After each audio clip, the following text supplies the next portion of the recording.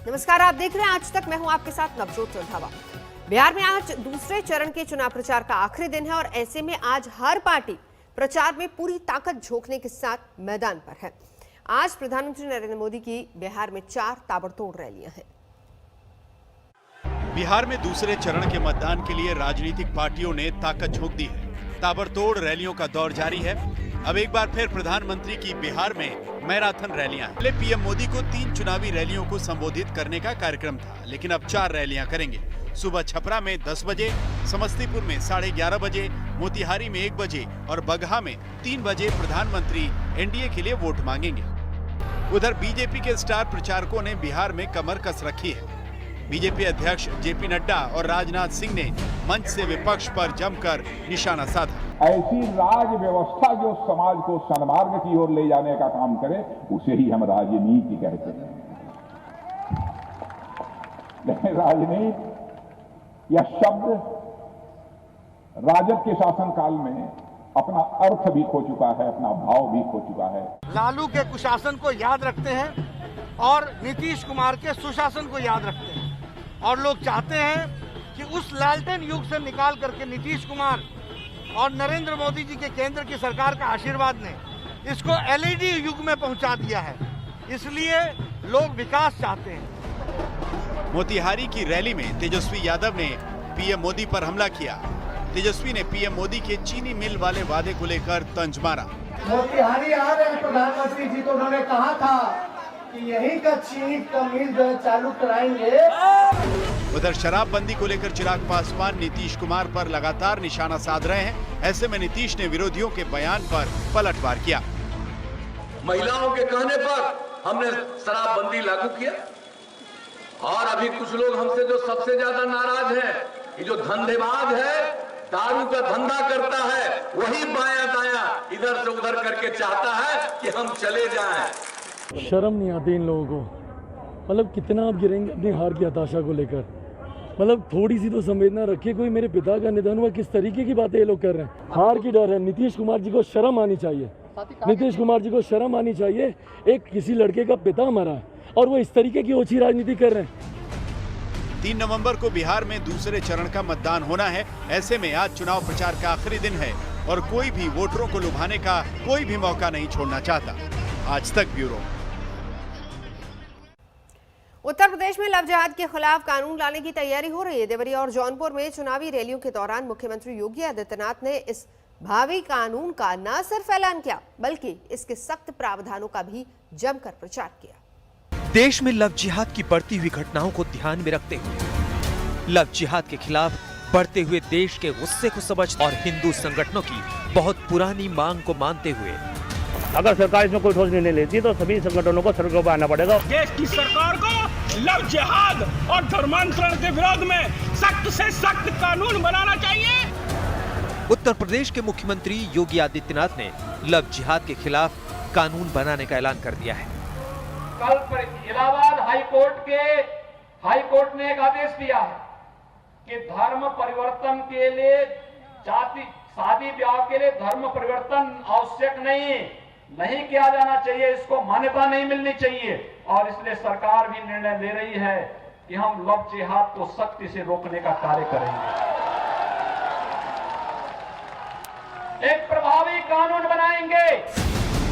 अगर कानून बन जाता है तो उत्तर प्रदेश पहला राज्य होगा जहां लव जिहाद के खिलाफ कानून होगा, और ये कानून कितना सख्त होगा इसका ट्रेलर भी योगी आदित्यनाथ ने आज अपने सख्त लहजे में जारी कर दिया है। छद्मवेश में चोरी छुपे, नाम छुपा करके, स्वरूप छुपा करके जो लोग बहन बेटियों की इज्जत के साथ खिलवाड़ करते हैं, उनको पहले से मेरी चेतावनी, अगर वे सुधरे नहीं तो राम नाम सत्य है की यात्रा अब निकलने वाली है। सीएम योगी आदित्यनाथ ने ऐलान तो कर दिया है, लेकिन लव जिहाद के खिलाफ कानून बनाने में कुछ कानूनी अड़चने भी हैं। मसलन मौजूदा कानून में लव जिहाद जैसे शब्द की कोई परिभाषा नहीं है और न ही किसी केंद्रीय एजेंसी ने ऐसे किसी केस की जानकारी दी है, और ये जानकारी केंद्रीय गृह राज्य मंत्री जी किशन रेड्डी ने इसी वर्ष लोकसभा में दी थी। पहले आप किस गुनाह के खिलाफ कानून बनाने जा रहे हैं उसको समझ लीजिए, उसको परिभाषित कर लीजिए, नहीं तो आपकी अराजकता और आपका अन्याय कहीं और न फैल जाए। आदरणीय योगी जी, पुराने ही कानूनों को अगर आप प्रभावी ढंग से लागू कर देंगे तो निश्चित तौर पर जानिए कि किसी और कानून को बनाने की आवश्यकता नहीं पड़ेगी, और पुराने ही कानूनों को अगर आप सही तरीके से लागू करेंगे तो बड़ी संख्या में आपके कार्यकर्ता जेल के शिक्षों के पीछे दिखाई देंगे। योग गुरु बाबा रामदेव भी आज खुश तो बहुत होंगे। उन्होंने 2 दिन पहले ही लव जिहाद के खिलाफ कानून की मांग की थी, और देखिए योगी सरकार ने निकिता बेटी से लेकर के और जिस प्रकार से ये निशंस हत्याओं का एक दौर चल रहा है लव जिहाद के नाम पर, ये बहुत ही शर्मनाक है। और इस्लाम के सभी बड़े मुल्ला मौलवियों मौलानाओं से लेकर के जिम्मेदार लोगों को इसको की खिलाफत करनी चाहिए, और कोई भी गुंडा, कोई भी एक शैतान हैवान व्यक्ति इस तरह से कोई हरकत न कर पाए, ऐसी भारत में कठोर कानून व्यवस्था भी होनी चाहिए। ऐसे दरिंदों को जल्दी से जल्द खुलेआम, मैं तो कहता हूँ सरेआम उनको चौराहों पर फांसी लगनी चाहिए। सीएम योगी आदित्यनाथ ने लव जिहाद के खिलाफ जिस कानून का ऐलान किया है उसमें अभी वक्त लगेगा, लेकिन जब तक कानून नहीं बनता तब तक लव जिहाद के शौकीनों का दिवाला निकालने के लिए योगी आदित्यनाथ ने दिवाली के बाद का वक्त चुना है। अभी हमारा मिशन शक्ति का कार्यक्रम चल रहा है, ये दीपावली के बाद ऑपरेशन शक्ति में बदलने वाला है, और उसके बाद फिर ऐसा न हो कि माफिया और अपराधियों की तरह उनका भी राम नाम सत्य की यात्रा निकलनी प्रारंभ हो जाए। आज तक ब्यूरो। फ्रांस में हाल ही में हुई आतंकी वारदातों को लेकर दुनिया भर में धार्मिक कट्टरता के मुद्दे पर बहस फिर से तेज हो गई है। पैगंबर मोहम्मद के कार्टून को लेकर तुर्की, पाकिस्तान जैसे मजहबी उन्माद वाले देश ही नहीं बल्कि ज्यादातर इस्लामिक देश अपने गुस्से के साथ साथ धर्म के नाम पर फैलाए जा रहे आतंकवाद का भी विरोध कर रहे हैं। वहीं हमारे अपने देश के एक नामचीन शायर फ्रांस में हुई इस जुनूनी बर्बरता की वकालत करने पर तुल गए हैं। अब सवाल बड़ा यही है कि इस्लाम के नाम पर क्या सब जायज है? आप सिर्फ मुसलमानों को चिढ़ाने के लिए मोहम्मद साहब का कार्टून बना रहे हैं, तो आप क्यों बनाएंगे? किसी को इतना मजबूर न करो कि वो एग्रेसिव हो जाए, किसी को इतना मजबूर न करो कि उसके अंदर का भेड़िया जाग जाए। कि मजहब के नाम पे इस मुल्क में और आए दिन रोज हंगामे हो रहे हैं सिर्फ इसी उसमें, तो मजहब जो है बहुत खतरनाक चीज है, मजहब छूने की चीज नहीं है। आप एक शख्स को अगर आप गालियां दे रहे हैं और वो पत्थर मार देता है, आपकी मौत हो जाती है, तो आप ये कहें था वो कातिल है, उसने पत्थर मार दिया है। तबरेज अंसारी हो या अखलाक हो या जो भी हो, 100 लोग मिलकर के जाके मारे दे रहे हैं, किसी के पास से गाय का गोश्त निकला या नहीं निकला, जाकर मार दिया उसको, क्या ये जायज है? इस तरह से गाय को लेके जा रहा है, मार देते हैं लोग, तो क्या मारने की आप इजाजत देंगे? या हर शख्स मार सकता है? नहीं मार सकता है। इस्लाम के नाम पर फ्रांस में 2 हफ्तों में 3 बेगुनाहों का सिर धड़ से अलग कर दिया गया।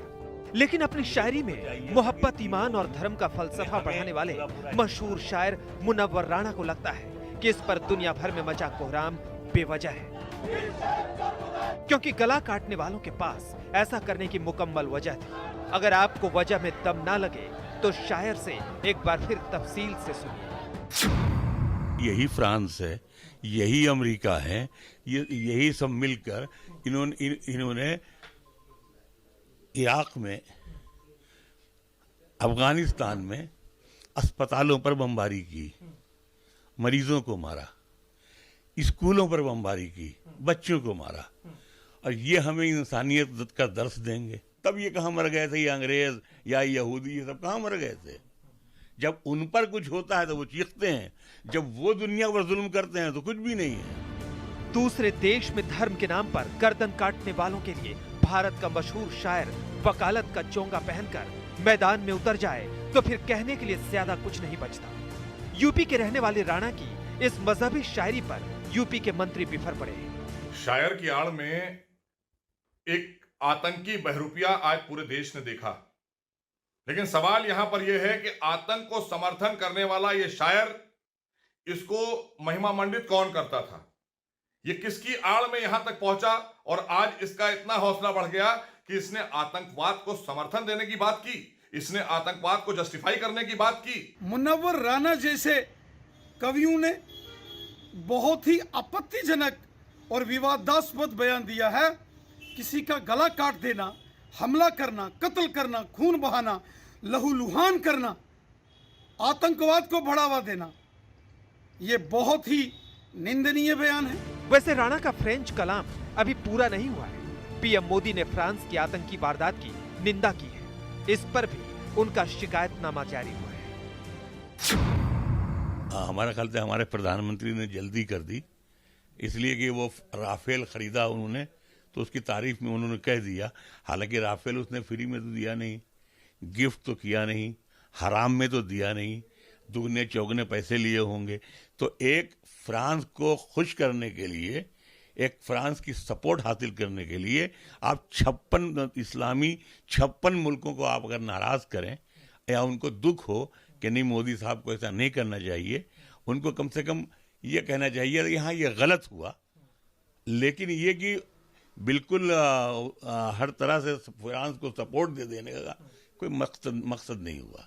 मुनव्वर राणा को देश और दुनिया और सरकारों से तमाम शिकायतें हैं। ये करना उनका हक है और वो करते भी रहते हैं, लेकिन एक घनघोर बर्बर आतंकी वारदात पर उनकी मजहबी दलीलें बड़े विवाद की वजह बन गई है। लखनऊ से अभिषेक मिश्रा और कुमार अभिषेक के साथ आज तक ब्यूरो। फिलहाल यहाँ रुकेंगे एक ब्रेक के लिए। आज तक पर खबरों का सिलसिला लगातार जारी है, देखते रहिए। नमस्कार, मैं हूं अंजना ओम कश्यप। हमें उम्मीद है ये वीडियो आपको पसंद आया होगा। लेटेस्ट खबरों के लिए यूं ही देखते रहिए आज तक, और इस वीडियो के पसंद आने पर लाइक, शेयर एंड सब्सक्राइब करना ना भूलें।